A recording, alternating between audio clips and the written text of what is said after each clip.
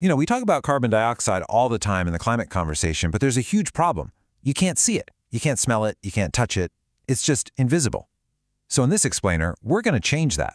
We're going to make the invisible visible. Okay, so let's just kick things off with a little thought experiment. Imagine for a second, what if you could actually see air pollution? Like what if every time a car drove by or you saw smoke from a factory, the CO2 coming out of it instantly froze solid and just dropped to the ground? What would our world even look like?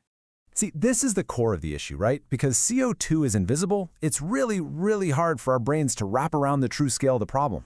I mean, sure, we can see pictures of smog or melting glaciers, but the gas itself, it's totally abstract. And that disconnect, that's what makes it so tough to connect what we do every day to the actual consequences.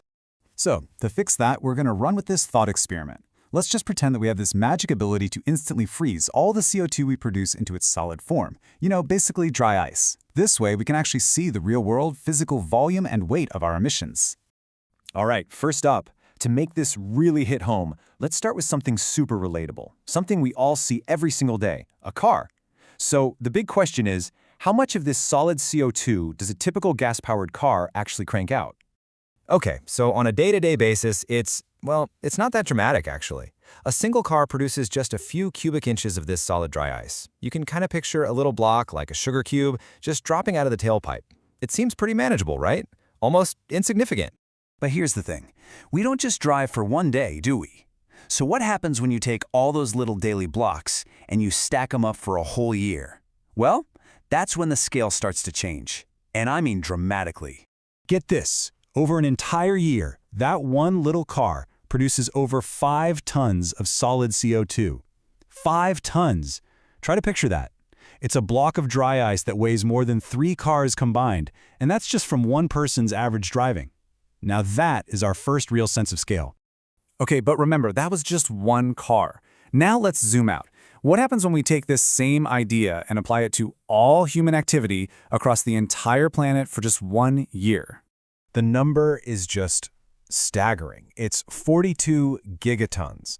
And a gigaton, by the way, is a billion tons. I mean, it's a number so big it almost loses all meaning. But when we turn it into one of our solid blocks, it becomes something else entirely. This is where you really see the sheer physical presence of what we're doing.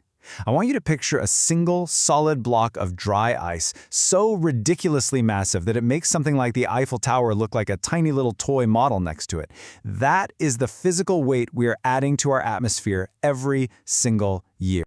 But here's the kicker. The climate doesn't just hit a reset button at the end of the year, right? All the CO2 we've been pumping out for centuries, it's still up there. So for our final biggest zoom out, let's add it all up. Let's calculate the total weight of all the CO2 we've ever produced, going all the way back to the start of the Industrial Revolution. And the grand total is 1,900 gigatons. 1,900. That's the total cumulative weight of our entire modern world, all frozen into one single solid object.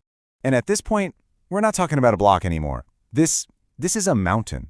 A literal man-made mountain of frozen CO2 that would dwarf pretty much any natural mountain you can think of, and certainly any structure humans have ever even dreamed of building.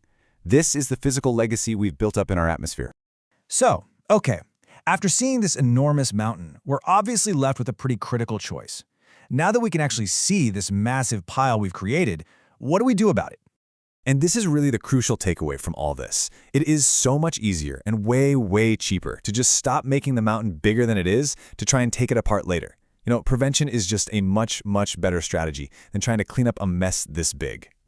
So, let's do a super quick recap of the journey we just went on. We started small with a single car and saw it makes a 5-ton block of CO2 every year. Then we zoomed out to the whole planet and saw our annual emissions create a block so big it dwarfs famous landmarks. And finally, we saw our entire industrial history as a literal man-made mountain. And it all points to one clear conclusion. It's way better to just stop building it. And that really brings us to the final big question. The whole point of this was to make something abstract feel real. So if we actually had to live with this, if every single day we had to physically see and walk around these blocks of solid carbon piling up on our streets and in our cities, what would we change? What would you do differently?